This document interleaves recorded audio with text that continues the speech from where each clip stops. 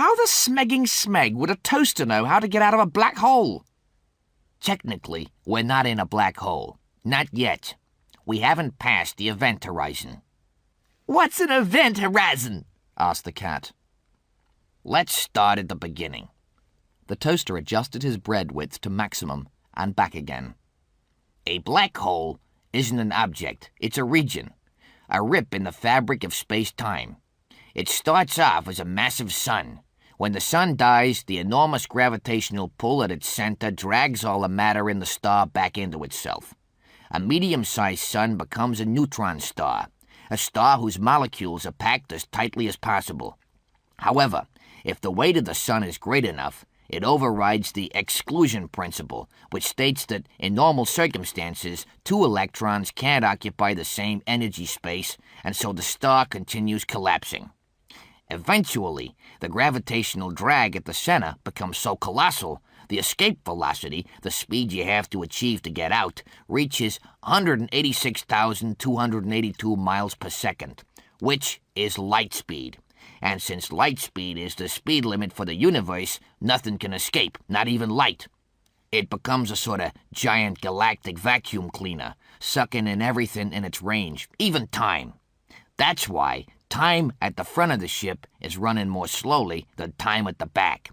The closer you get to it, the more you feel the effects of its pull, and the event horizon is the point of no return. So, he paused. Who's for a hot cross bun? Crichton shook his head. Did anyone follow that? I was with it, said the cat, to the point where he said, let's start at the beginning. And I didn't pick it up again until he got to the hot cross bun part. Rimmer strode across to the toaster.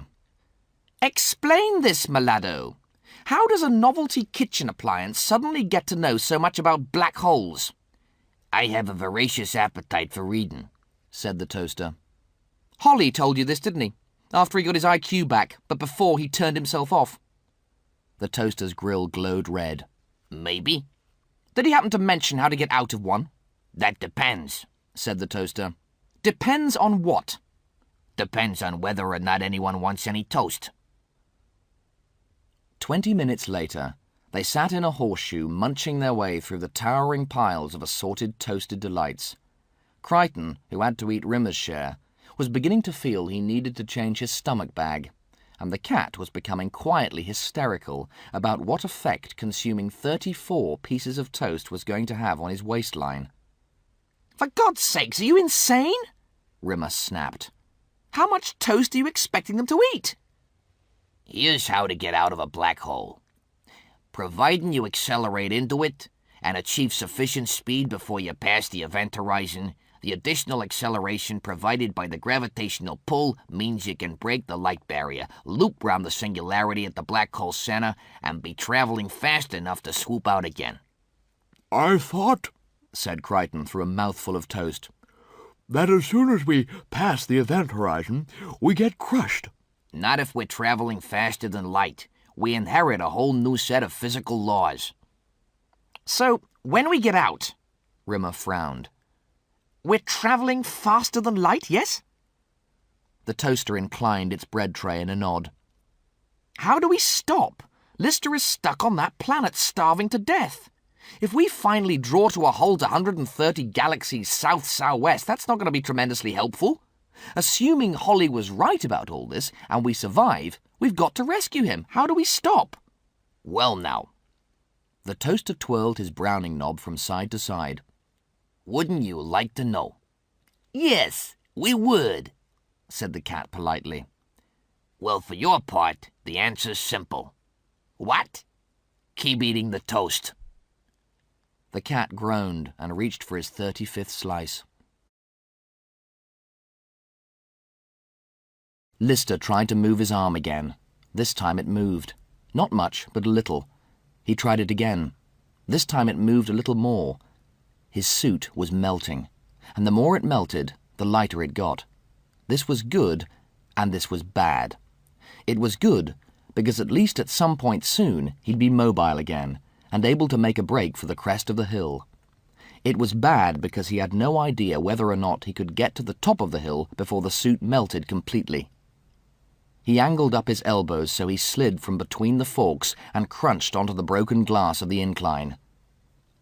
He found he could lift his feet an inch or so off the ground, and he was able to make small, faltering steps forward. He began the slowest race of his life. His thighs throbbed. His shoulders ached. With each step the suit got lighter, and his pace got quicker. Lister lost all sense of his body. He was just a pair of lungs, scorched and straining. He struck for the top of the hill. The suit was light now, frighteningly light. He felt almost naked. Then he realized, even if he got to the top, even if he scrambled free of the rain, the suit would still be melting. He still had to get it off. And then it was over. He lunged over the brow and started clattering down the other side. Even as he fell, he tugged at the inner straps of his suit and hurled the smoking plates away. His fall was broken by a bank of bottles. There was no triumph. There was no joy, no celebration as he flung the final piece down the mountain, just a horrible, aching weariness and an irresistible desire to sleep. He stumbled along the glass mountain ridge and found a cave. Hardly a cave, more a bolt hole, no more than 6 feet deep and 4 feet high. He crawled inside, curled up baby-tight, and slept. Less than 20 minutes later, Lister woke up. The sound that roused him was the thick, wet sound of rainfall. He couldn't bear it. The acid storm must have moved across to this side of the valley. He uncurled himself from his fetal position and shimmied on his bare elbows to the lip of the bolt hole. He was wrong. It wasn't acid rain, but it wasn't normal rain either.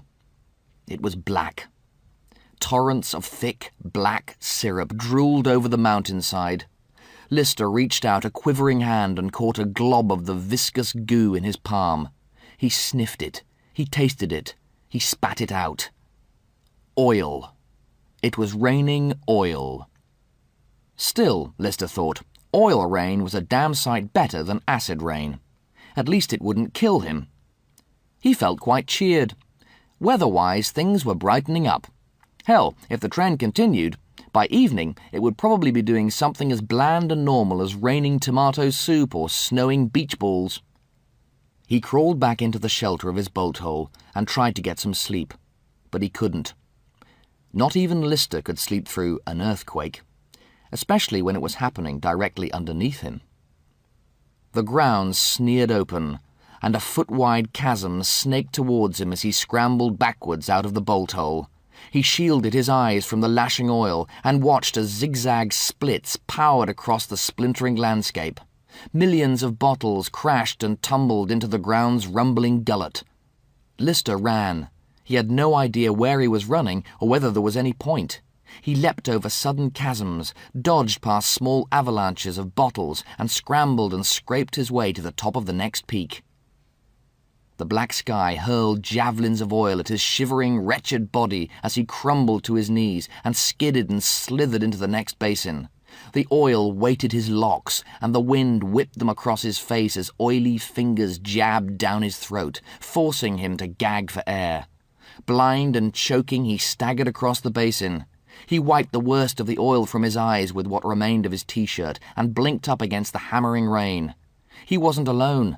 Looming on the horizon were the colossal silhouettes of 5 faces, or rather 5 half-faces, which thrust out of the sea of garbage as if they were seeking one last breath before they were claimed by the refuse. Lister knew them. He recognized them all.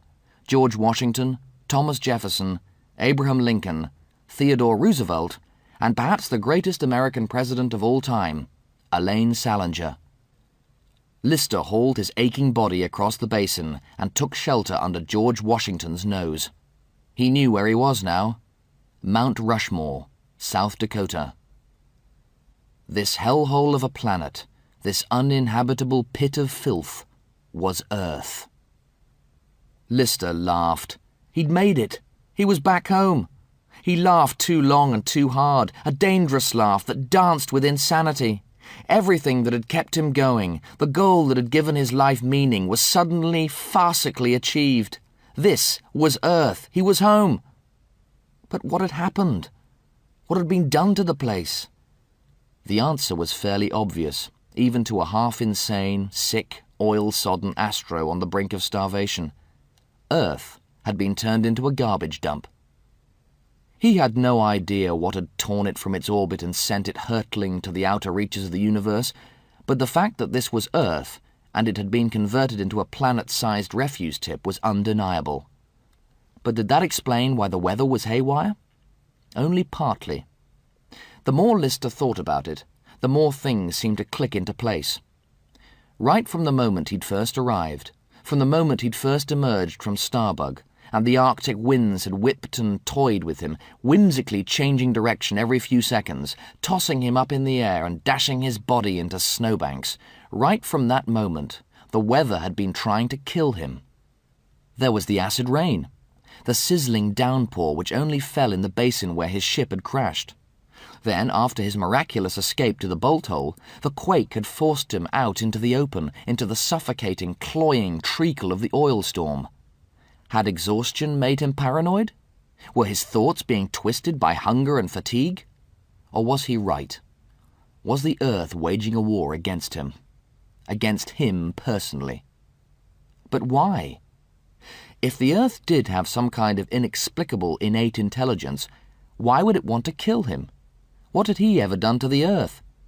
Why should it despise him? Then he knew. He'd done everything to Earth. He'd crucified it. He was a member of the human race, part of the species that had spread like bacteria over the planet, killing its rich, teeming life, consuming its wealth, finally rendering it fit only for use as a dumping ground for all humanity's garbage. That's what he was, a single cell of bacteria, a plague germ, and the planet's autoimmune system was rejecting him.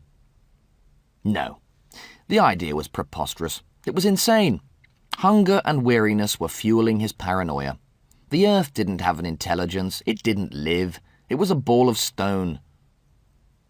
He stood in the shelter of George Washington's left nostril and started to compose a list of humankind's many magnificent achievements. For some inexplicable reason, the first thing that popped into his addled head was the musical toilet roll dispenser, before a sheet of lightning ignited the rain, sending a curtain of flame sweeping across the face of the mountain, scorching black all 5 presidents, and sending Lister hurtling back into the far recess of Washington's nasal passage. A second sheet ignited, blasting Lister out of the nose, sending him scurrying across the mounds of garbage which were alive with rivers of fire. "Do it then!" Lister screamed. "Come on! Kill me!" His fingers dug into the putrefying sludge and flung it skywards. "Kill me! Come on, what are you waiting for?" Surrounded by lakes of fire and exploding geysers of oil, Lister screamed and ranted at the Earth. He ducked his head under his arm as 2 bursts of flaming rain strafed either side of the mound he was standing on. Lister collapsed to his knees on the smouldering garbage. "I could do something," he sobbed. "I could help. I could... If you let me live, I could start to make it right again. I could..." He blacked out. As consciousness slowly percolated back into his body, he was aware of the rain. He groaned and raised his head. It was rain. Real rain. H2O. The stuff of life. He rolled on his back and opened his mouth. All around him, tails of smoke wriggled skywards from the few puddles of fire that still remained. He drank in the rain. He let it cascade over him, cleansing his wounds, refreshing him, uplifting him. He'd rolled onto his belly to pick himself up when he saw it. Inches from where his right hand had fallen, out of the rubble, out of the garbage, out of the stinking mire, poked a single branch. A small, stunted tree with a crop of green berries.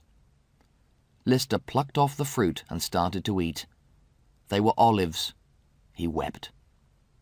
He cupped his hands and collected some rainwater, which he sprinkled tenderly over the tree. It seemed a simple enough equation. If he looked after the olive tree, The olive tree would look after him.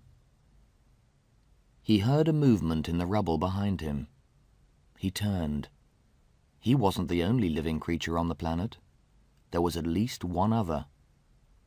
The creature joined him by the olive tree.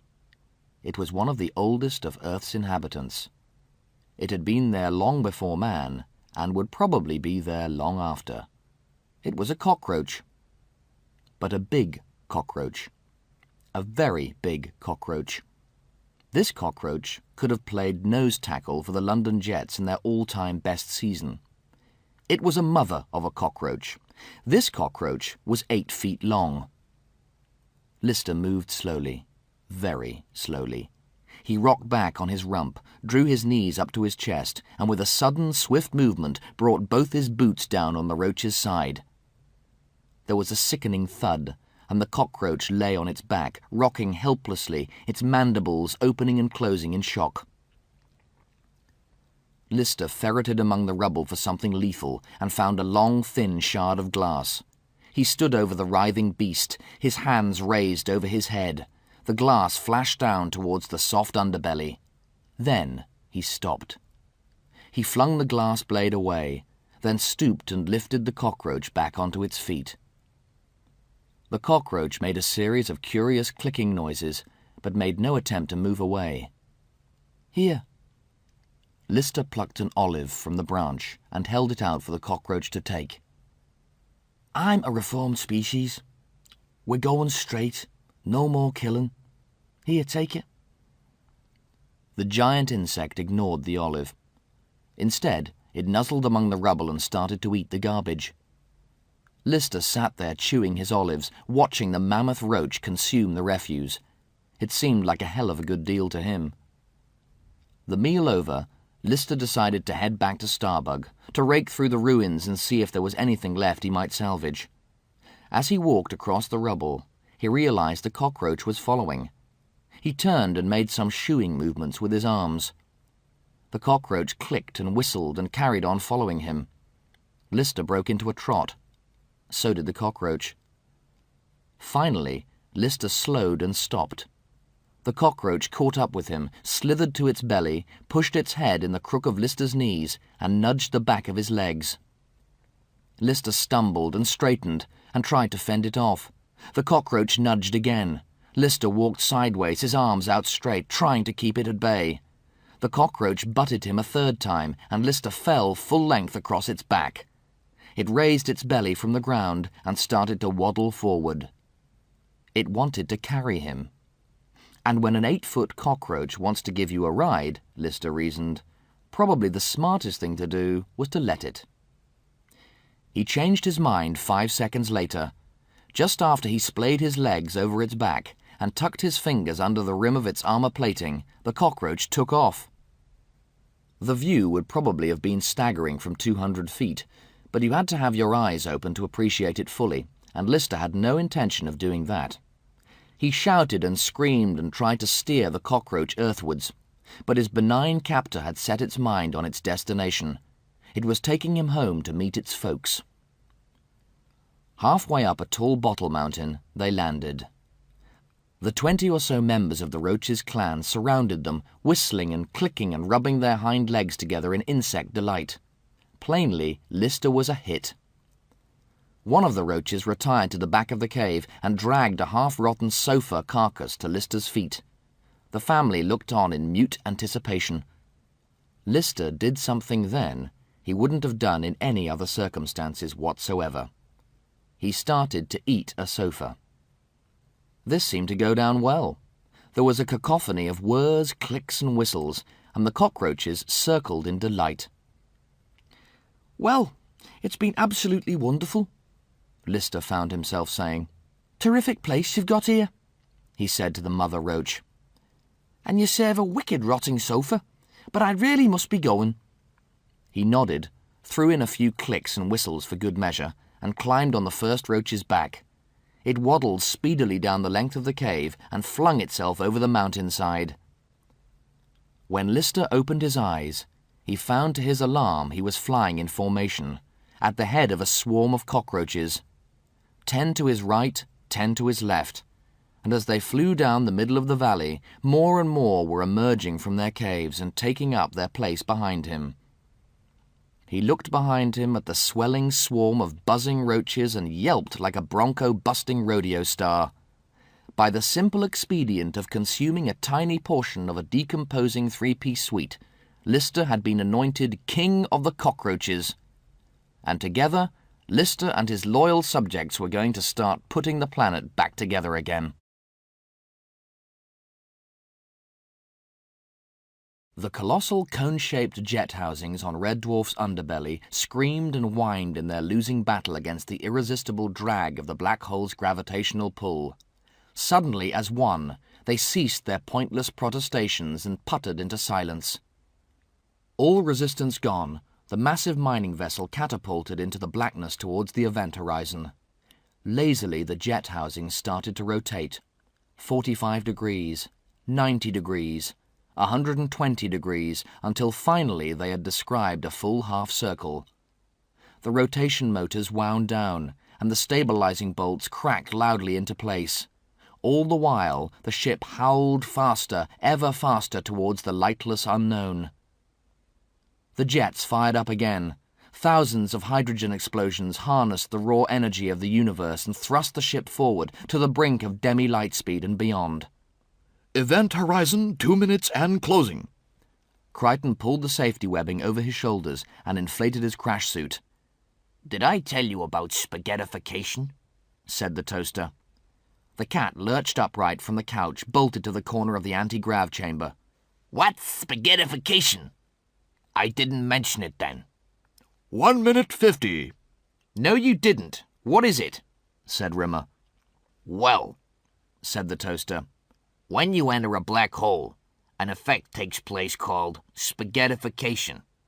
I thought I'd mentioned it, but obviously I didn't. Anyway, just so you know, it'll happen fairly shortly. 1 minute 40. The cat lay back on the couch and stared up at the ceiling. "So what the hell is it?" "Spaghettification, let me guess," said Rimmer. "I can see only two options. One, due to the bizarre effects of the intense gravitational pull, and because we're entering a region of time and space where the laws of physics no longer apply, we all of us inexplicably develop an irresistible urge to consume vast amounts of a certain wheat-based Italian noodle conventionally served with Parmesan cheese. Or two, we, the crew, get turned into spaghetti. I have a feeling we can eliminate option one." "You're absolutely correct," said the toaster. "You all become sort of spaghettified." 40 seconds, counted Crichton. "Then what happens?" "Well, then you become de-spaghettified," said the toaster, and added, "hopefully." Holly was a bit vague about that part. Still, he didn't seem to think it was terribly important. "I get turned into spaghetti?" The cat's eyebrows leapt to the top of his forehead. "And that's not important?" 30 seconds. The cat tried vainly to lift his head from the cranium support. He had a major collection of dirty looks he wanted to sling at the toaster, but G-force pinned him immobile to the couch, so he slung them at the ceiling instead. "Is it too late to change this plan? I have no idea what well-dressed spaghetti is wearing this year." 10 seconds. 10 seconds? Rimmer was equally immobile. What happened to 20 seconds? I forgot to say 20 seconds. Crichton apologized. I was listening to the cat. His eyes flitted to the scannerscope again. Oh, sorry. Apologizing for not saying 20 seconds has now made me miss saying 5 seconds. "So how long now?" yelled Rimmer. No seconds, said Crichton, and he was right. The combination of jet thrust and gravitational pull forced Red Dwarf through the light-speed barrier the moment it hit the event horizon. To all intents and purposes, the ship no longer existed in the universe of its origin. It shrugged off Newton, Einstein, Oppenheimer, and Chen Lao, and subscribed to a completely new set of physical laws.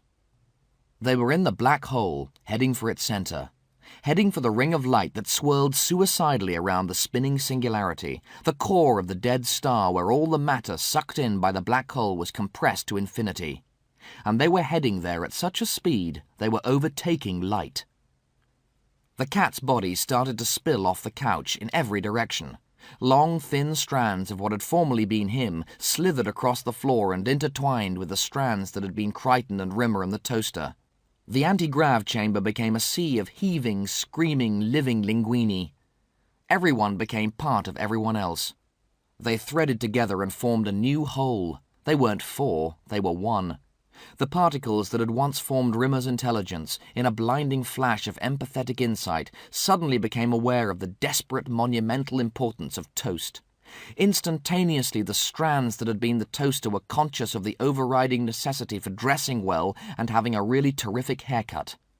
The vermicelli that was now the cat tasted the feeling of being mechanical and knew with unshakable certainty that silicon heaven existed, and the best way to get there was through diligent hoovering. Simultaneously, the macaroni that was Crichton knew what it was like to be Rimmer. He understood what it was like to have had those parents, that childhood, that career, that life. It was impossible to scream, but that's what Crichton was trying to do. The ship was no longer a ship. It was a huge tachyon, a super light particle, howling through a universe outside our own. It was a pool, then a wave, then a ball, then a dot, then it had no shape. It just was. The huge mound of spaghetti slithered across space-time and peered into the face of the spinning white disk. "Look!" said a part of the spaghetti that was mostly Rimmer. In the center of the spinning light were 6 interlocking coils, like fiber optics, but of a size beyond size. The immense hollow cables twisted and undulated like the snakes on the Gorgons' heads. The tubes were of colors that had no meaning to the human eye. They spun and swirled in a timeless dance of beauty. Not for the first time, Rimmer cursed himself for not bringing his camcorder. "What is it?" he said. But before anyone could answer, the ball of speed the ship had itself become slung around the singularity. It bounced off the sudden cushion of anti-gravity it met there, then, like a swimmer who has dived too deep, lunged desperately for the surface, for the event horizon, for the known universe. It struck upwards, fighting off the gravity that tried to suck it back to its core at the speed of light. Then the light-speed drag of gravity cancelled out the light-speed momentum of the ship, and Red Dwarf regained its physical form. Suddenly it was travelling at a relative speed of less than 200,000 miles an hour towards the event horizon. The metal of the bulkheads buckled and groaned. Leering cracks ripped through the metalwork and zigzagged insanely down the port side. The ship started to slow. Plastidomes splintered and shattered. Steel mining rigs were wrenched protesting from the ship's back and swirled helplessly down into the singularity to be crushed into infinity. Still the ship slowed. The jet housings started to creak, and then, all over the vessel's belly, one by one, pinion rods snarled and snapped, and the housings came away and tumbled into the infinite abyss. Still the ship slowed. Half the propulsion jets were lost. Hydrogen fuel pumped from the jet carcasses and flooded into the relentless void. Like a harpooned whale, the wounded craft pitched wildly for the surface, for light, for life. Slower still. Another crop of housings moaned and warped and fell away, still slower, and slower, and slower. Relatively, the ship was moving at barely 50 miles an hour. Then 30, 20, 10.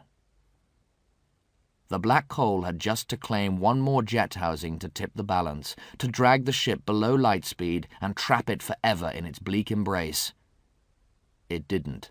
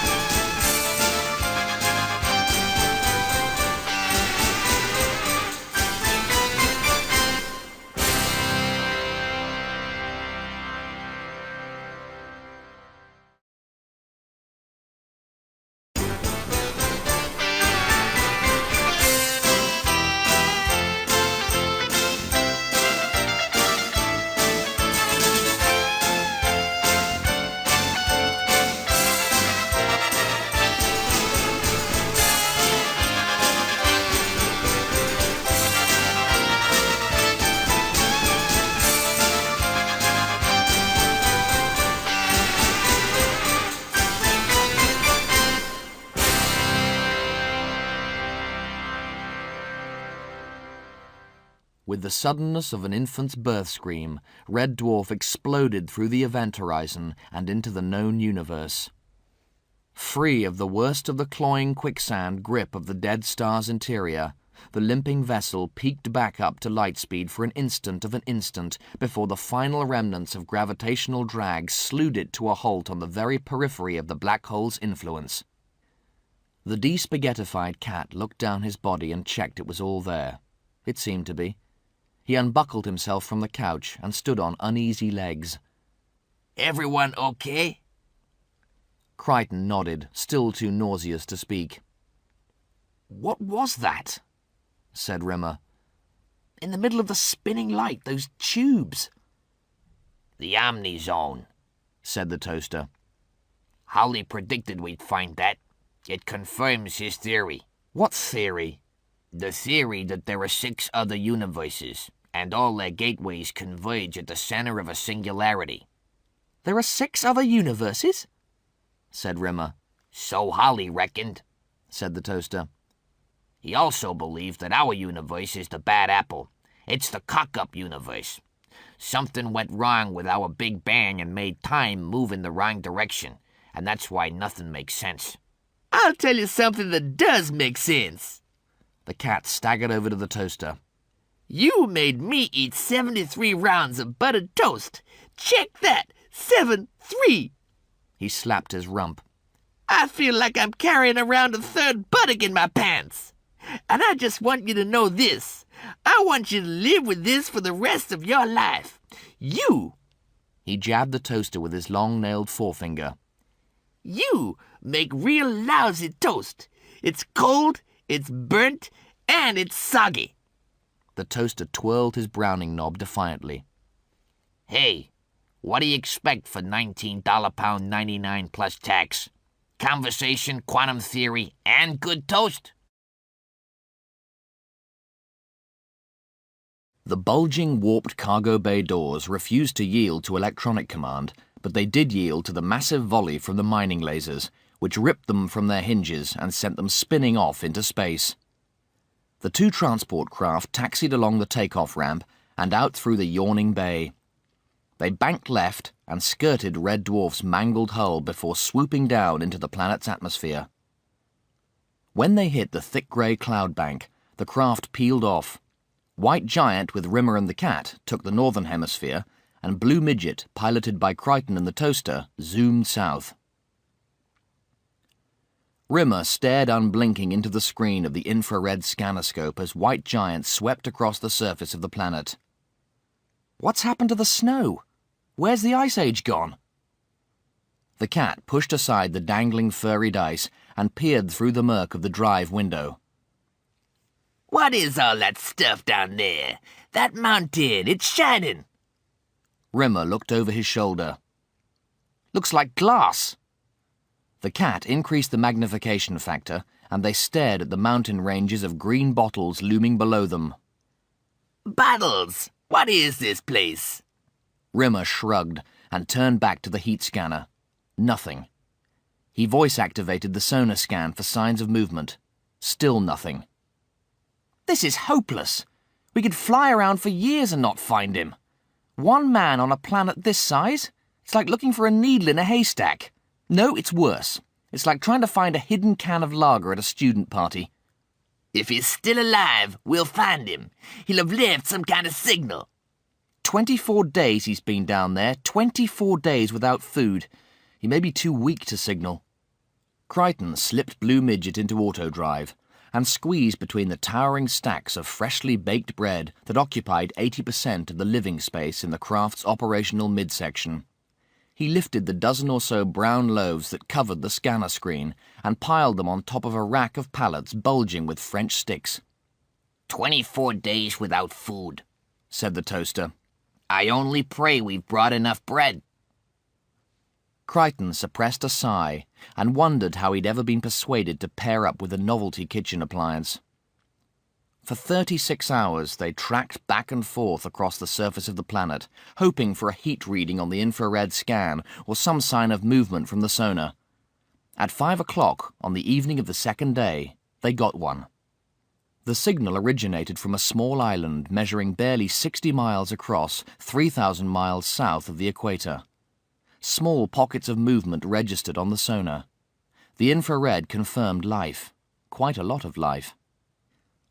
Crichton looked at his watch, then spun off his ear, and spun it back on again, which was his habit when pensive. It wasn't possible to contact Rimmer and the cat for another 3 hours. They were on different sides of the planet, and the only way to communicate was to bounce radio signals off the orbiting red dwarf, which was in the correct position just once every 4 hours. He looked at his watch again, tapped it several times, and made his decision.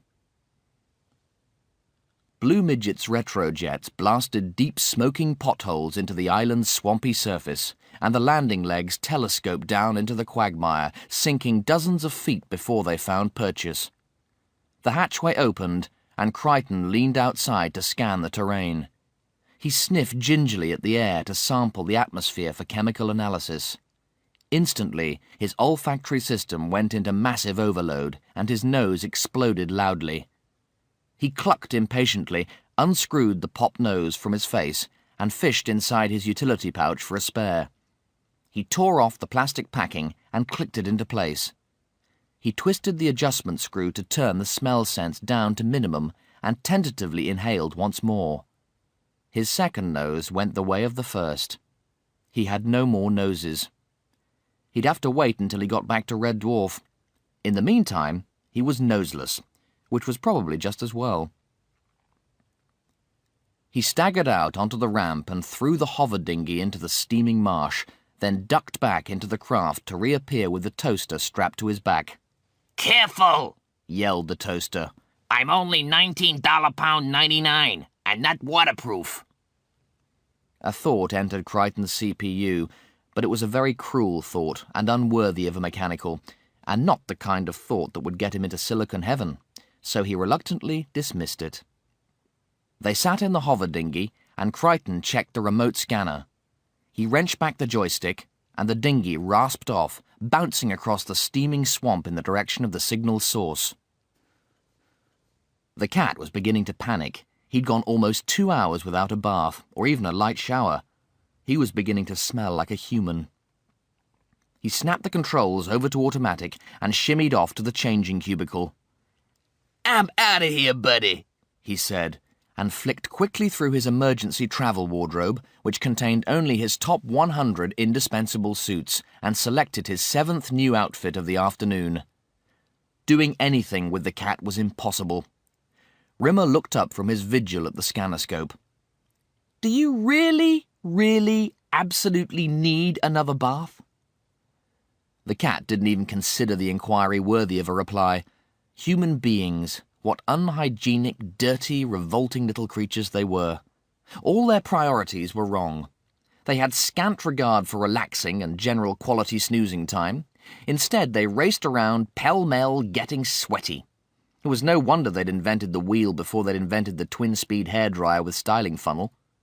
All their values were tip over tail. Still, what else could you expect from a race whose foremost scientists believed they evolved from slime? Ocean slime.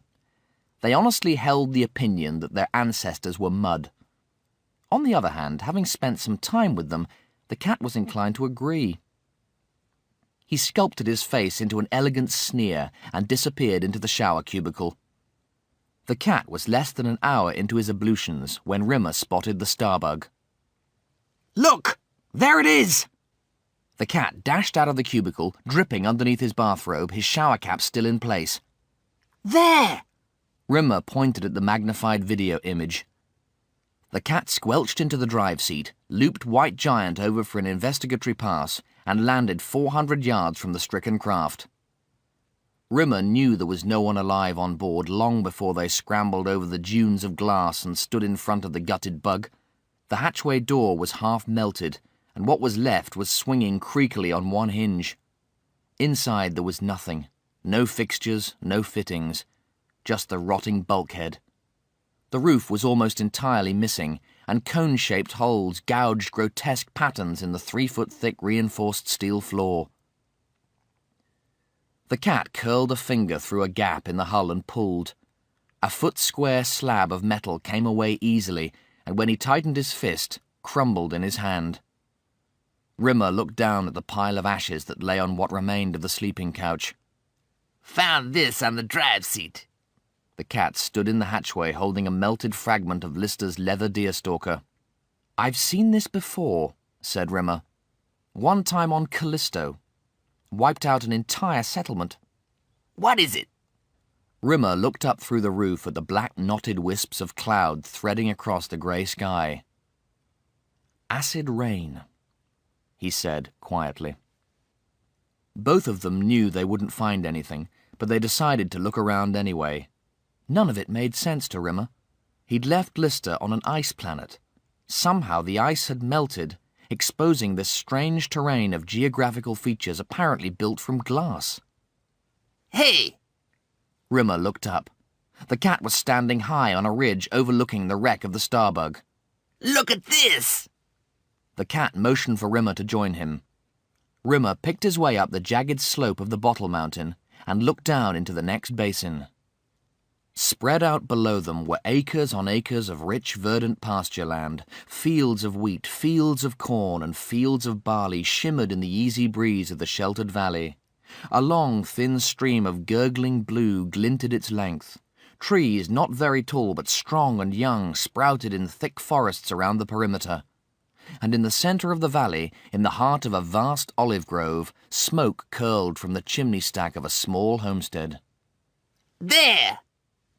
Rimmer couldn't make out what the cat was pointing at for some moments. His eyesight wasn't nearly as keen. Then he saw it. Distantly, in a thin rectangular patch of brown, a tiny figure was dragging a handmade plough across a half-furrowed field. It's Lister! It's gotta be! They half slid, half tumbled down into the valley and ran across the fields towards the figure.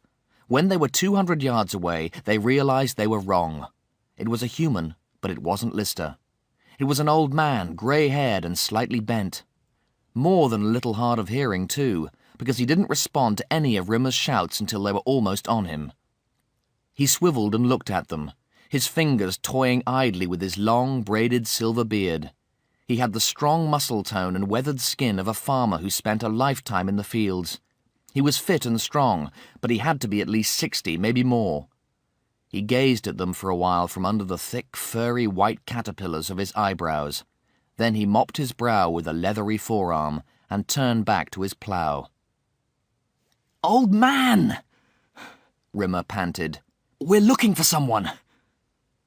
The man stopped, but didn't turn. A friend of ours crashed just over the hill. The cat pointed, but the old man didn't look. Instead, with his back still to them, he performed a passable impersonation of Rimmer's voice.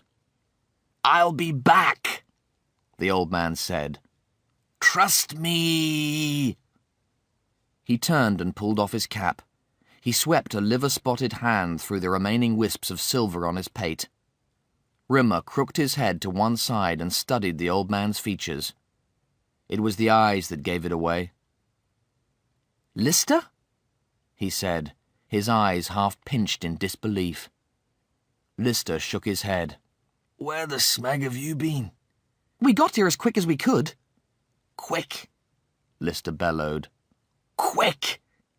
He rubbed his legs together and made a series of bizarre clicking noises with his tongue. "It's only been 16 days." Rimmer looked at the old man Lister had become. "My God! It must be the time dilation." "The what?" "The ship got stuck in a black hole. Time moves more slowly around a black hole. Relativity. From our point of view, you've only been away a couple of weeks." Lister snorted, showing a row of gnarled teeth. "I've been here on my own, waiting for you to bring me some food." His eyes sparkled with fury. "For the last 34 years. 34 smeggin' years." Rimmer shook his head and tried to think of something adequate to say. All he could come up with was, "Sorry." The cat spun round, taking in the whole valley. You did all this yourself? Lister grunted. This was all garbage before, and you made it into this? Lister grunted again. He hadn't spoken much English for over a third of a century, and his conversation was sparse. He turned and squinted across the fields. Rimmer followed his sightline towards a herd of animals grazing at the very edge of the valley. They looked too small to be horses, but it was impossible to tell at this distance. Lister slid his two thumbs into his mouth and emitted a piercing, wavering whistle. One of the herd looked up from its feeding and broke into a trot. As they watched, the creature suddenly lifted off into the air and headed skyborne towards them. The giant 8-foot-long cockroach landed neatly between the screaming cat and the hysterical Rimmer. Its mandibles rubbed tenderly up the back of Lister's legs, and he patted its thorax fondly, cooing his strange clicks and whistles all the time. Yow! Ugh! The cat wriggled his body as if shrugging off 1,000 creeping bugs, while Rimmer convulsed quietly beside him. They eat all the garbage? Lister said, as if this was some kind of explanation, and climbed on its back. Hop on. He patted the cockroach's rump. The cat twisted and gyrated, scratching every spare inch of flesh. Yeah! Ugh! It's a cockroach! You expect us to sit on this thing? Rimmer said between heaves. It's 6 miles back to the house. 6 miles? Is that all? Rimmer swept both his hands forward. You guys go on ahead. I feel like a jog. What? No, I'm coming with you, said the cat, and went into another gyrating dance of revulsion. The cockroach clicked and whistled and animatedly rubbed its bristling back legs together. He's getting upset, said Lister. He thinks you don't like him. No! The cat laughed with false amusement. Where did he get that idea? I think he's really cute. Cockroaches have always been my all-time favorite insects. In fact, I have a pin-up of one in my locker.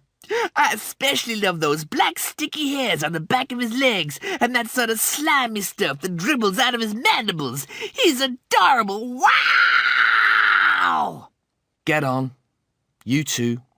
Lister nodded at Rimmer. They slung their legs over the roach's back, and it pattered along until it reached takeoff speed, then fluttered noisily up into the sky. So, said the cat, holding on to the shell of the roach's abdomen. Do we get an in-flight movie or what? What's that? Rimmer pointed down at a field below them.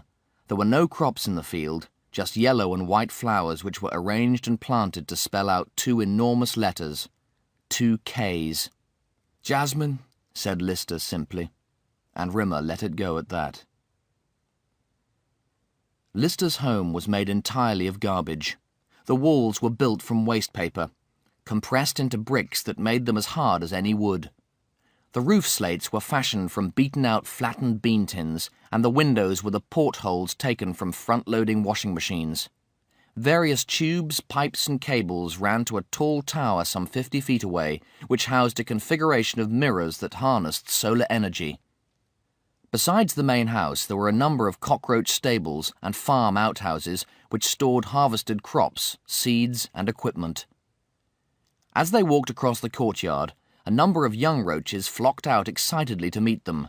They yapped, clicked and whistled round Lister's ankles as he patted each of them and made his way to the main house. The furnishings inside the dwelling were also constructed from unwanted refuse. There was a crude but effective central heating system made out of old car radiators and exhaust pipes. While Lister busied himself in the kitchen, Rimmer and the cat sat on a remarkably comfortable sofa which was clearly 3 toilets lashed together, covered with bin liners stuffed with what turned out to be vacuum cleaner fluff.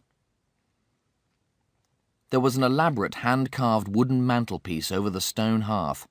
It looked strangely incongruous in the jerry-built room. Above it hung an ornate gilt frame which at first glance appeared to be empty. Rimmer stood up and strode towards it. On closer inspection he found there was a picture in the middle of it, a less than passport-size photograph, which had been cut out of a Red Dwarf yearbook. Rimmer squinted and tried to make out the face. It was the photograph Lister always used to keep in his wallet, the one he didn't think Rimmer knew about. It was his only photograph of Christine Kochanski, smiling her famous pinball smile. Rimmer shook his head. Lister was still hung up on a girl he dated for 3 weeks, several thousand epochs ago. His psyche had fantasized her as his mate in Better Than Life, and now, after nearly 40 years of solitude here on Garbage World, his memory still wasn't prepared to let her go. Lister shuffled in from the kitchen, his wrinkled hands clutching a tray loaded with roughly thrown clay pots. He saw Rimmer looking at the thumbnail-size photograph in the frame that could have comfortably accommodated a couple of El Grecos and smiled. "One day," he said, "I'll get her back." Rimmer and the cat looked at the frail old man Lister had become and nodded in benign indulgence. It seemed fruitless to point out she'd died 3 million years previously, and even when she had been alive, she'd been the one who broke off the relationship, dumping him for some guy who worked in flight navigation. "One day," he said again, and they nodded again. Lister handed the cat a mug of nettle tea and a plateful of juniper and dandelion stew and sat down. "So, what happened?" said Rimmer. And Lister began to tell them. He told them pretty much everything, missing out only the olive branch incident, the deal he'd made with the planet, which, as the years had passed by, had begun to seem more and more like a dream, unreal, half-imagined. So, what now? Asked the cat, setting aside his still full plate of juniper and dandelion stew and his mugful of cold nettle tea. What are you going to do? Stay here or come with us? "Both," said Lister. Huh? "We're going to take Earth home. We're going to tow it back to the solar system." We're what? Laughed the cat. "It's possible," Lister said earnestly. "I've been thinking about it for the last 10 years. "So, what are we going to do exactly?" A patronizing smile rippled across Rimmer's face. "Stretch a chain from the ship and use Mount Everest as a tow hook? Then maybe stick a huge sign in Australia, 'No hand signals, planet on tow'?" "More or less," said Lister, and he was perfectly serious. "More or less."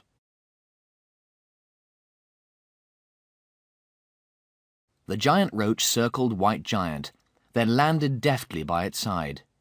They dismounted, and as Rimmer and the cat walked shakily up the embarkation ramp, Lister fished in his coat pocket and fed the roach some decomposing insect paste. The communications monitor in White Giant's control room was flashing, "Incoming transmission, response required." Rimmer barked out the voice commands, and Crichton's face fizzed onto the screen. "Ah, there you are. I've been trying to get through for 2 hours. I've found him." We found him, corrected the toaster. Rimmer frowned. "Found who?" Queen Isabella of Spain, said the toaster sarcastically. Who the smeg do you think? "Mr. Lister," Crichton said patiently. "We've found Mr. Lister." The cat popped his head over Rimmer's shoulder. What? You mean you found some sort of remains? A skeleton or something? Read my lips, said the toaster, who didn't have any. We found Lister. He's here. He's alive. That's not possible. "Look!" Crichton swiveled the head of the transmission camera so the figure lying on Blue Midget's crash couch swung into view. It was Lister. Pasty and drawn, his complexion had a strange wax veneer, and there was an odd, soulless quality to his eyes, but it was Lister. At least it looked like Lister, no older than the day Rimmer had left him marooned.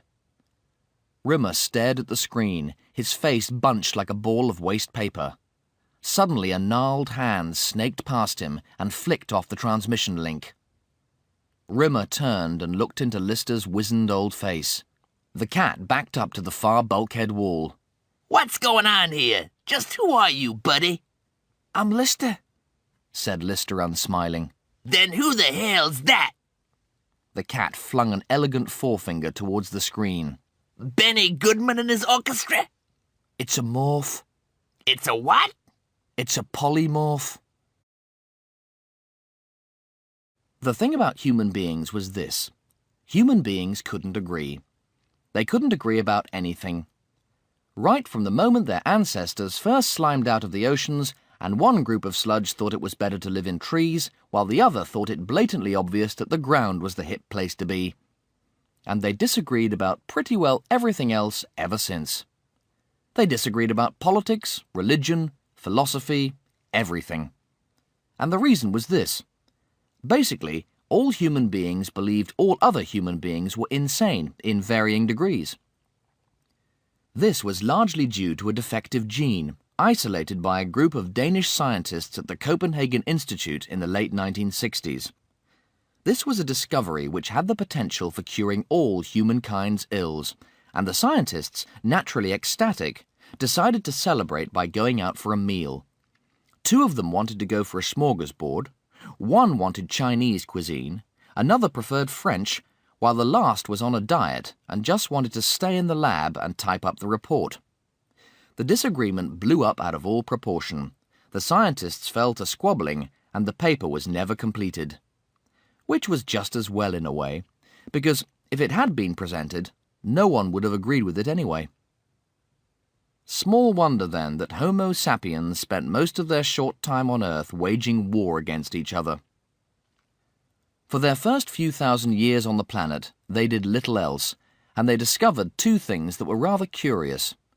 The first was that when they were at war, they agreed more.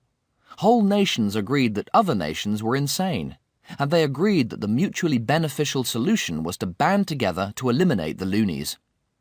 For many people, it was the most agreeable period of their lives because, apart from a brief period on New Year's Eve, which incidentally no one could agree the date of, the only time human beings lived happily side by side was when they were trying to kill each other. Then, in the middle of the 20th century, the human race hit a major problem. It got so good at war, it couldn't have one anymore. It had spent so much time practicing and perfecting the art of genocide, developing more and more lethal devices for mass destruction, that conducting a war without totally obliterating the planet and everything on it became an impossibility. This didn't make human beings happy at all. They talked about how maybe it was still possible to have a small, contained war, a little war, if you like, a warette. They spoke of conventional wars, limited wars, and this insane option might even have worked if only people could have agreed on a new set of rules. But people being people, they couldn't. War was out. War was a no-no. And like a small child suddenly deprived of its very favourite toy, the human race mourned and sulked and twiddled its collective thumbs wondering what to do next. Towards the conclusion of the 21st century, a solution was found. The solution was sport. Sporting events were, in their way, little wars, and with war gone, people started taking their sport ever more seriously. Scientists and theoreticians channeled their energies away from weaponry and into the new arena of battle. And since the weapons of sport were human beings themselves, scientists set about improving them. When chemical enhancements had gone as far as they could go, the scientists turned to genetic engineering. Super sportsmen and women were grown, literally grown, in laboratory test tubes around the planet. The world's official sports bodies banned the new mutants from competing in events against normal athletes, and so a new alternative sports body was formed and set up in competition.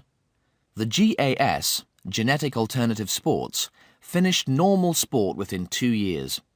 Sports fans were no longer interested in seeing a conventional boxing match when they could witness 2 genetically engineered pugilists, who were created with their brains in their shorts and all their other major organs crammed into their legs and feet, leaving their heads solid blocks of unthinking muscle, knock hell out of one another for hours on end in a way that normal boxers could only manage for minutes. Basketball players were grown 20 feet tall. Swimmers were equipped with gills and fins. Soccer players were bred with 5 legs and no mouths, making after-match interviews infinitely more interesting. However, not all breeds of genetic athletes were accepted by the GAS, and new rules had to be created after the 2224 World Cup, when Scotland fielded a goalkeeper who was a human oblong of flesh, measuring 8 feet high by 16 across, thereby filling the entire goal. Somehow they still failed to qualify for the second round. American football provided the greatest variety of mutant athletes, each one specifically designed for its position. The nose tackle, for instance, was an enormous nose, a huge wedge of boneless flesh that was hammered into the scrimmage line at every play.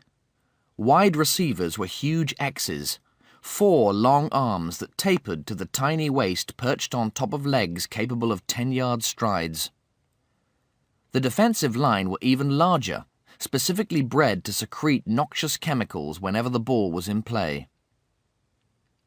Genetic alternative sports were a huge hit, and the technological advancements spilled into other avenues of human life. Cars were suddenly coming off the production line made from human mutations. Bone on the outside, soft, supple flesh in the interior, and engines made from mutated internal organs. Living cars that drove themselves, parked themselves, and never crashed. More importantly than that, they didn't rely on fossil fuels to run. All they required was car food, a special mulch made from pig offal. Cars in the 23rd century ran on sausages. The trend spread.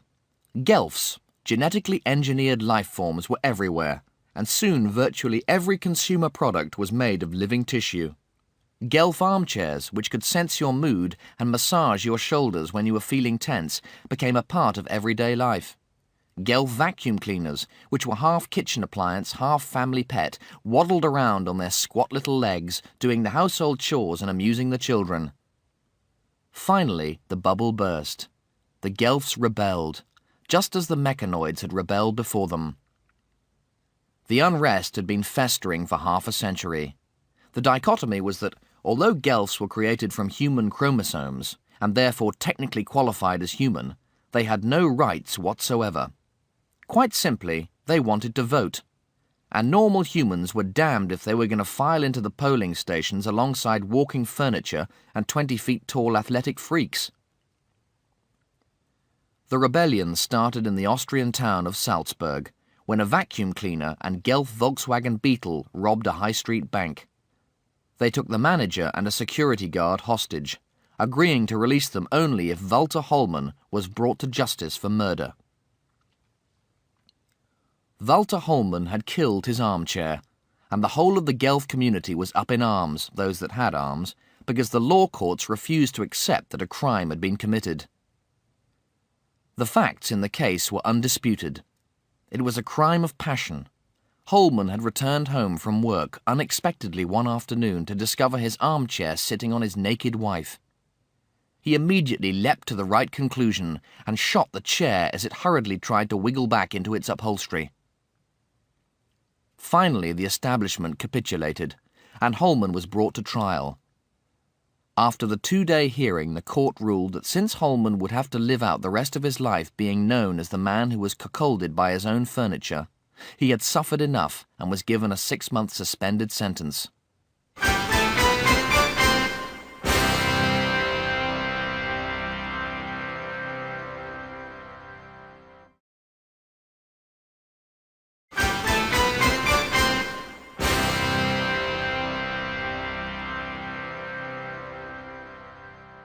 And so the Gelf War started. And for a short time, humankind indulged in its favorite pastime: humans versus man-made humans. Armchairs and vacuum cleaners fought side by side with bizarrely shaped genetically engineered sports stars and living, breathing motorcars. The Gelfs didn't stand a chance, and most of them were wiped out or captured.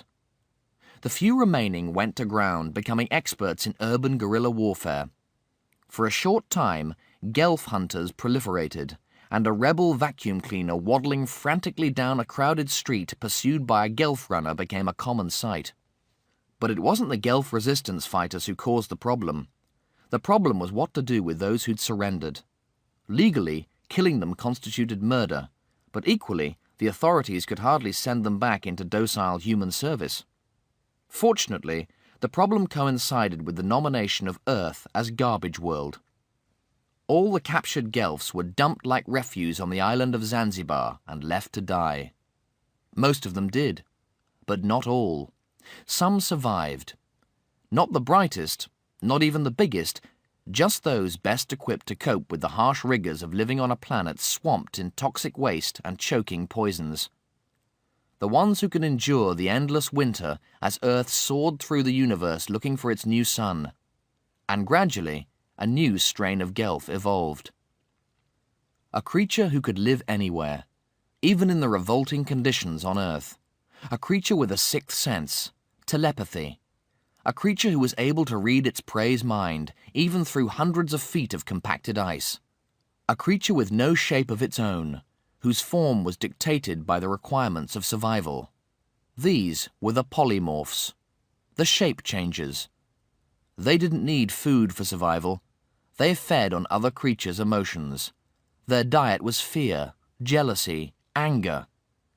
And when no other creatures were left on the island of Zanzibar, they began to feed off each other, until finally there were only a handful left. The polymorph who'd assumed Lister's shape lay on the bunk, waiting for its energy to return after its metamorphosis, while Crichton and the toaster stared at the suddenly blank screen. What have you done now? You've caused a malfunction. At the sound of the toaster's tinny tones, Crichton's eyes rolled fully 720 degrees round in his head. The transmission stopped. It's nothing to do with me. Why would the transmission suddenly stop? You must have pressed something. You must have pressed the wrong button. I didn't press anything. They just stopped broadcasting. Says you. Crichton had had it up to his stereophonic audial sensors with the toaster. Frankly, old Talkie was beginning to get on Crichton's nipple nuts. 14 hours of bouncing around in the hover dinghy, scouring the swamps with the toaster navigating, had driven him to the very limits of his almost limitless patience. Few relationships can survive the ordeal of travelling to an unknown destination over any kind of distance, with one driving and one reading the map. If Romeo and Juliet had been forced to jump in a family saloon and drive from Venice to Marbella, they would have split up long before they hit the Spanish border. Hopelessly lost, bawling and screaming in some deserted lay-by in the middle of God knows where, there'd have been no talk of suicide. They'd have been more than ready to murder each other. And Crichton didn't have the advantage of being madly in love with the toaster to start with. The sight of the toaster didn't send his soul into rapture. He thought the toaster was an infuriatingly perky little geek. And that was before the journey. 14 hours stuck together had not improved things, and uncharacteristically Crichton was beginning to have fantasies wherein he set about the toaster with a petrol-powered chainsaw. No way would that screen have gone blank if I'd had anything to do with it. The toaster chirped. Absolutely no way. Please, I'm trying to discover what's wrong. I'll tell you what's wrong. You don't know what you're doing. You're a sanitation mechanoid, bog cleaning, that's all you're good for. You're a bogbot, a lavvy droid, a mechanical basin bleacher. Really? Crichton's voice was dangerously quiet. And I suppose a novelty toaster is infinitely better equipped to cope with the complex communications system aboard this vessel. Well, a certain so-called novelty toaster certainly didn't do a half-bad job at getting us all out of a certain black hole I could mention. The toaster gave an arrogant twist of his Browning knob. Crichton discreetly crushed a small section of the console's facade and continued trying unsuccessfully to restore the communication link with White Giant. The pale, waxy figure on the couch listened to them bickering. The words themselves meant nothing, but the shapes and colours of their emotions were new and exciting. As soon as its energy returned, it would feast. It had lived for so long on tiny morsels of insect emotion, mainly fear, and the little snacks it managed to cannibalize from weaker members of its species, that every shape change left it drained and temporarily helpless. And now the shadow time was almost on it. It would need nourishment and sustenance if it was to survive the aftering. It didn't think these things, it simply knew them. It had no capacity for abstract thought. It couldn't plan. It was a matter of instinct. The instinct to survive, moment by moment, for as long as possible. but the water was helping. The cooling water on its brow was helping its strength to return. Crichton dipped the cloth back in the water, then draped it back over his patient's forehead. I don't know what's wrong with the communication link. Still, that's not for you to worry about. I'm sure they'll be in touch soon. Crichton tutted. Lister looked absolutely awful. Are you quite sure there's nothing else I can do? What he needs Chipped in a tinny voice. is some nice, hot No! Crichton snapped. tea. I was gonna say some nice, hot, sweet tea. What do you think I was gonna say? Said the toaster. And then the shadow time came, and with it, the pain. Crichton was halfway back to the communication console when Lister started convulsing. His back arched up off the bed, and his limbs threshed uncontrollably in the crash couch recess. Strange sounds, barely human, drove out of his juddering throat. He's choking, Yelled the toaster. I can see that! Said Crichton, hauling Lister into a sitting position and slapping him on his back. Perhaps he swallowed a fish bone. Swallowed a what? A fish bone. And you know what the cure is for a fish bone lodged in the throat? What? Dry toast. Oh, joy! I've waited for a moment like this all my life. Get me some bread. Crichton yanked a fire extinguisher off the wall and hurled it at the toaster, catching it a glancing blow on its browning knob. The toaster was temporarily stunned into silence, and Crichton went back to slamming the still convulsing Lister between the shoulder blades. And just when it seemed the convulsions could get no worse, they stopped. Something dislodged from Lister's throat and fell into Crichton's outstretched palm. It's a piece of bubble gum. Crichton held out the small pink wad of gum for Lister to see. Pale and sweating, the Lister morph sank back onto the couch exhausted. Crichton dropped the gumball into a metal trash can just as the communication screen crackled back to life. What's going on? Asked the toaster. Lines of silent machine code scrolled up the screen. It's machine code, Said the toaster. Yes, Hissed Crichton. I'm perfectly well aware of that. Why are they communicating in machine language? I haven't the slightest clue. No, Agreed the toaster. you haven't, have you? Do you want me to translate it? I'm fairly fluent in machine code. I can manage. Well, what does it say? If you can just give me half a second, I'll tell you. Yes? It says, extreme danger, you have Crichton's voice tailed off. You have what? nothing. Crichton's eyes flitted across the screen, absorbing the message. What do you mean, nothing? Crichton craned round and looked at the figure on the couch. The lifeless, milky eyes stared back at him. Come on, what do you mean, nothing? There can't be 500 lines of nothing on the screen. I mean, I can't translate it. Crichton lied. I don't know what it says. The toaster sighed extravagantly and turned by flipping its bread release lever rapidly up and down on the tabletop to face the screen. Once more, the cavalry, in the form of a handsome yet reasonably inexpensive red toasting machine, bugles over the hill to the rescue. The message, It said. runs thus. Extreme danger. You have on board a genetic mutation. Shut up. It is not, repeat, not Lister. That's enough. Abandon your vessel Quiet. and engage self-destruct. Honestly, this is really easy. You'd have to be a moron not to be able to translate this. What's this next bit? Before it could continue, Crichton had wrenched the two thin steel ashtrays from the arms of the relaxation chairs and hammered them into the toaster's bread vents. It was silenced immediately. The Lister creature on the couch swiveled upright and watched expressionless as Crichton sidled back towards the glass cabinet that contained the emergency fire axe. Abandon ship? How could he abandon ship? They were no longer on Garbage World. They were in space, halfway back to Red Dwarf. Something was happening. The shapes, the colors of the emotions of the prey were changing. The tall, thin one, the mobile one made of plastic and metal, was afraid, very afraid.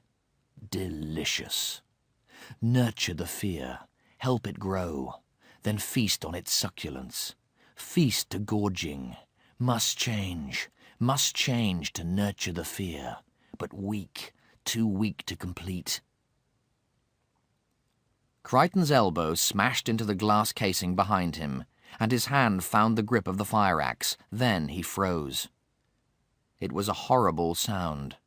The most horrible sound Crichton had ever heard. Crunching bones and sickening wetness, and a scream that dipped all the way down to hell.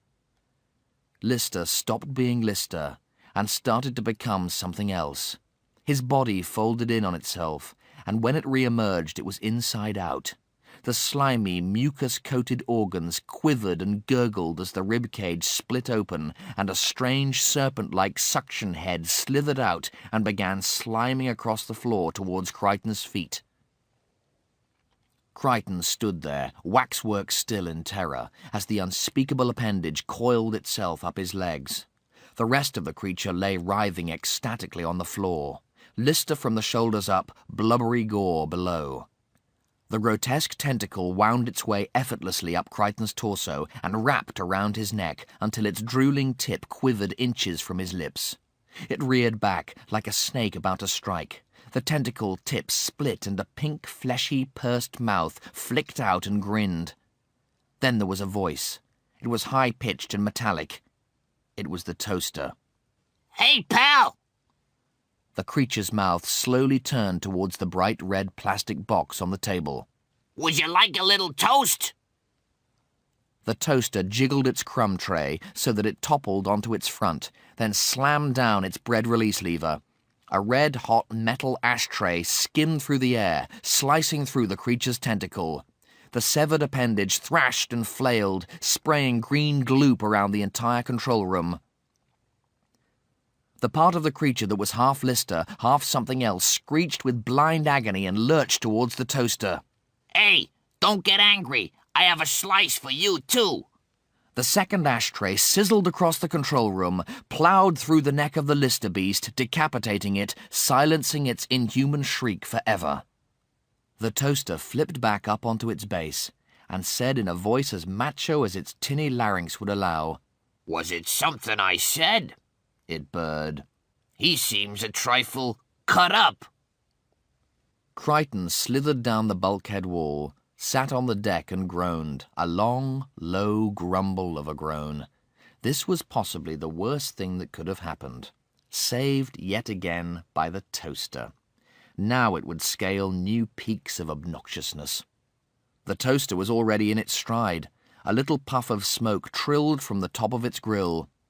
Toast, quantum mechanics, and now slime beast slayer. Not a bad buy for $19.99, wouldn't you say? Without interrupting his groan, Crichton punched the reheat button to take Blue Midget back to Red Dwarf, double speed. It was a strange feeling for Lister, staring down at his own dead features. He shook his head. It doesn't make sense. I don't understand how you managed to kill it so easy. Hardly easy, the toaster objected. It was a mano-a-mano ninja-type struggle, where a brave, rather ruggedly handsome red kitchen appliance finally managed to come out on top. Lister wasn't listening. His finger hovered over the fire button of his heavy-duty mining laser. It must have been weak. Weak?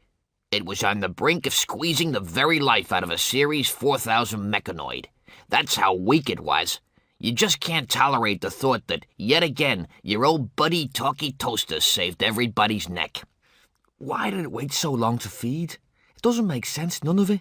It didn't feed because it was engaged in a titanic battle à mort with a samurai toaster.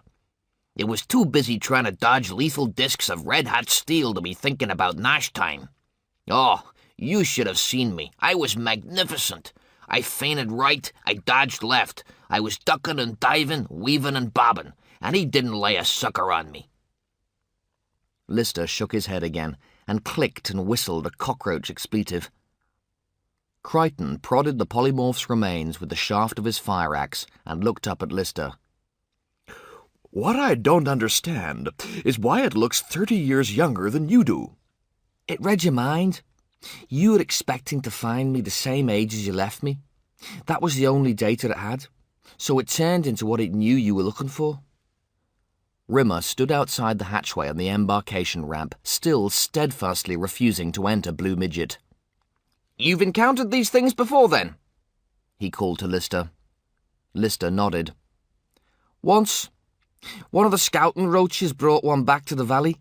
Wiped out half the settlement before we finally punched its card. After that we always kept lookouts, but no others ever showed up. I don't think they're that intelligent. They're like minor birds. They copy things without really understanding what it is they're copying." So, what now, Mr. Lister, sir? "I don't want to take any chances. I think we should shoot Blue Midget into space and detonate the auto-destruct." "Destroy Blue Midget?" Rimmer's head leaned in through the hatchway. "We've already lost Starbug. That leaves us with only one transport craft." "Rimmer, I know what these things can do." "It's dead! It can't do anything." "I know, but I want to get rid of it. Every last bit of the smegger. And the only way to be sure of that is to torch the ship." Rimmer continued his protests all the way to the Shuttle Bay launch suite, but Lister was adamant and stubborn in a way he'd never been when he was younger. There was simply no arguing with him. They were gone. It was safe now to move. Safe to change. The wad of pink gum folded in on itself and began to fizzle as it turned into a cloud of steam and floated out of the metal trash can towards the airlock. The steam wrapped itself into a ball and solidified into a round black stone. The stone clanked loudly as it hit Blue Midget's deck and rolled up against the airlock door. Then the stone became ice, and the ice became water, and the water tried to seep through the airlock seal. No way out. Not here. The water became steam again, and wafted around the craft's interior, looking for an exit. Nothing. The whole craft was airtight. Then the engines rumbled, jets fired, and the vessel began to rise. The steam floated up to the rear viewport window, became a fly, and flung itself against the reinforced glass. Blue Midget bucked and bobbled as its steering jet swung the craft round and aligned it with the damaged bay doors. The fly became a feather and floated ineffectually against the glass. The feather became a bullet. Its rear end ignited and it blasted against the glass, ricocheting back and tumbling once more to the deck. It lay in silence. It was young. It knew of no more shapes. It needed more knowledge. Something primeval inside it, some instinct it didn't understand, told it to seek out the minds of its prey. The signals were weak, only just in range. It searched through their memories and changed into things it found there. Many things. And none of the shapes it became could get through the glass. Blue Midget passed under the bay arch and swept out into space. And it was only then that the creature turned into the one thing that could pass through the glass. A light beam. It became a beam of light that flashed through the glass and streaked back through the open bay doors. It was back. Back on Red Dwarf. It became a small puddle of water, the least demanding of all its shapes, and rested. When its strength returned, it would feed. It would feed well. Crichton craned over the crumpled, handwritten recipe sheet he'd been given by Lister. It was Lister's own concoction, chamois kebabs diabolo, which he'd once claimed proudly had put Peterson in the medical unit for over a week. But surely there was some mistake. The amount of chili peppers called for could have launched a 3-stage deep space probe from Houston Mission Control to the outer reaches of the galaxy. This wasn't a chamois kebab. It was a thermonuclear device. Still, orders were orders. Crichton plugged the food blending attachment into his groinal socket and thrust his hips towards the mixing bowl. It was something of a design flaw with the Series 4000 that the power socket was so indelicately placed. It looked particularly preposterous whenever Crichton was called on to use the 3-foot vacuum hose. He tugged his right ear, and the blender whirred into life. He whistled happily and began mincing together the ingredients of the kebab. Thin, fast beads of water battered over Lister's body as he gloried in the warmth of the shower. He filled his cupped palm with a ludicrously generous amount of shampoo and massaged it into his already well-lathered scalp. Shampoo and soap were two of the luxuries he'd failed to duplicate adequately on Garbage World. For a third of a century, he'd had to wash using salt. His attempts to make real soap by boiling decomposing vegetable fats had proved too revolting for words. He always ended up smelling worse after he'd bathed than before he'd started. He finally gave up his soap-making attempts when he noticed that the cockroaches had started avoiding him and ever afterwards relied on salt. He blinked through sudded eyes at his reflection in the cubicle's mirrored wall. He hadn't bothered with mirrors as a vanity device. He really had no desire to impress roaches with a well-groomed appearance, and all the mirrors and reflective surfaces he'd collected over the years were used to harness the sun's heat. It was strange having an old body. He still thought of himself as a permanent 25. Where did all the years go? Who'd stolen that fabulous body he'd once had for a couple of months when he was 18? Who'd given him this one instead? OK, so it was pretty well preserved for its 61 years, and curiously, it was fitter in many respects than it had been when he'd first arrived on Garbage World, thanks to all his labours in the field. But there was no getting away from it. He now lived in a body that was 9 years away from being 70. Nearly 70. Soon he would have to face the fact that in all probability he would never play professionally for the London Jets. He might not even live to see the conclusion of his plan to tow Earth back to its solar system. He heard a voice through the shower's roar and turned down the taps. It was Crichton. "Ready in 2 minutes, Mr. Lister, sir." Lister smiled. He was 2 minutes away from his first chamois kebab in 3.5 decades. He'd given up meat, of course, on Garbage World, and he had no regrets about that. But chamois kebabs were something else. Fantasizing about this Indian hors d'oeuvre had kept him going when times had been rough. And now he was going to have one. He chuckled out loud and began clicking and whistling an upbeat cockroach song as he rinsed the soap from his hair. Crichton pulled on 3 sets of oven gloves, one on top of the other, and took the 3 sausage-shaped kebabs out of the oven. They looked innocent enough, but quite frankly he'd have felt safer handling them wearing an asbestos suit, preferably with long-range remote-controlled mechanical arms. These babies were hot. He put the plate on the sleeping quarters table and backed away nervously. "Dinner is served, sir. Just comin'." As Crichton crossed the sleeping quarters, a small, brightly patterned beach ball bounced through the hatchway and into the room. Crichton caught it on its 5th bounce, placed it on the table next to Lister's kebabs, and went outside into the corridor to investigate. There was no one there. The corridor was empty. Crichton ducked back into the sleeping quarters. Now the beach ball wasn't there either. Crichton failed to notice that the 3 kebabs on the plate had become 4. Hey!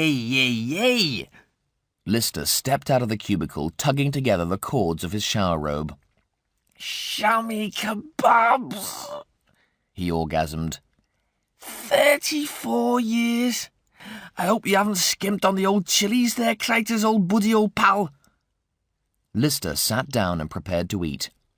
As his fork bore down towards his plate, one of the Indian sausages leapt out of the bed of lettuce and hurled itself around his throat. He catapulted back and crashed to the ground in his chair, his desperate fingers clawing at the choking kebab, his legs kicking and bucking. Crichton turned from the wash basin at the sounds of Lister's agonized writhing. He shook his head and tutted. "Are you seriously telling me you like them that spicy?" Lister gagged. His face started to blacken. "Far too many chili peppers," Crichton clucked. "Didn't I tell you?" Lister's eyes bulged as he rolled over and over on the sleeping quarters floor. And this is your idea of an enjoyable snack? It's sheer insanity. The kebab! Lister rasped. It's trying to kill me! Well, I'm not the least bit surprised.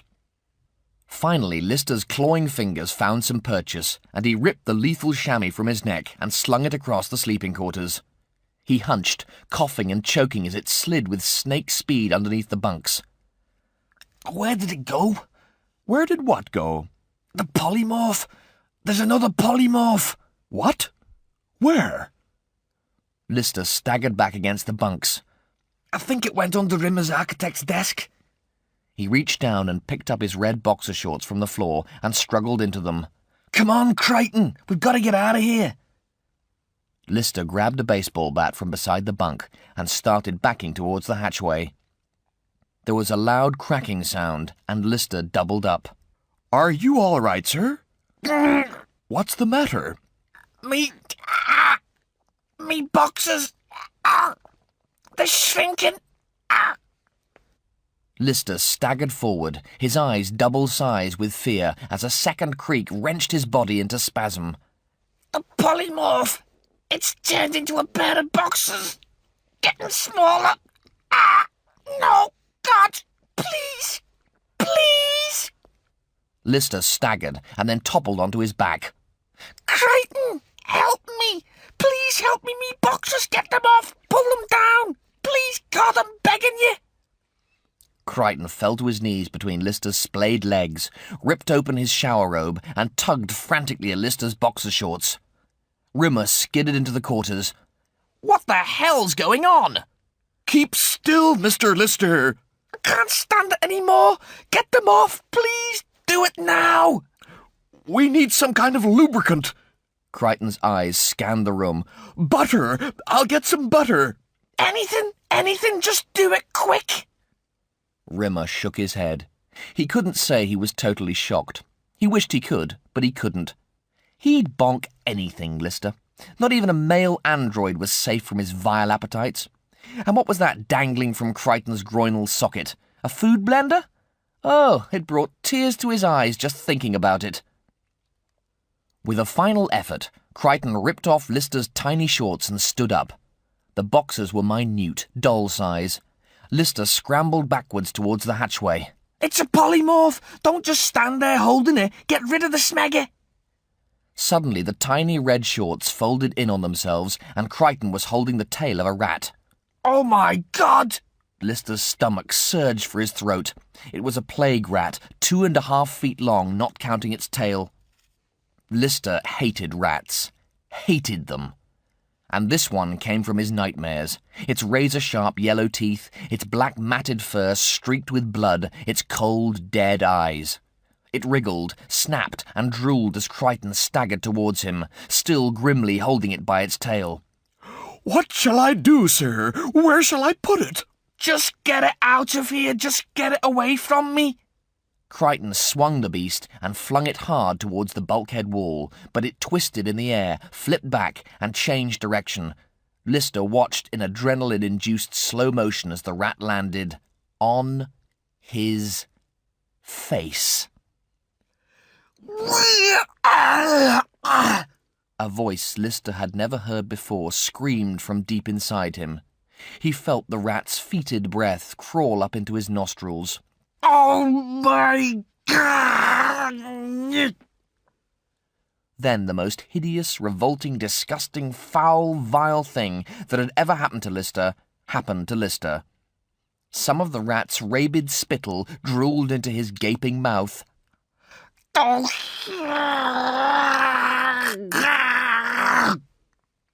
Lister's fear was complete. Terror pushed him to the very edge of insanity. Then it happened. The rat's head folded in on itself, split open, and disgorged the polymorph's feeding tentacle. The slimy, puckered mouth on the tip of the tentacle smacked onto Lister's head, and the polymorph began to feed.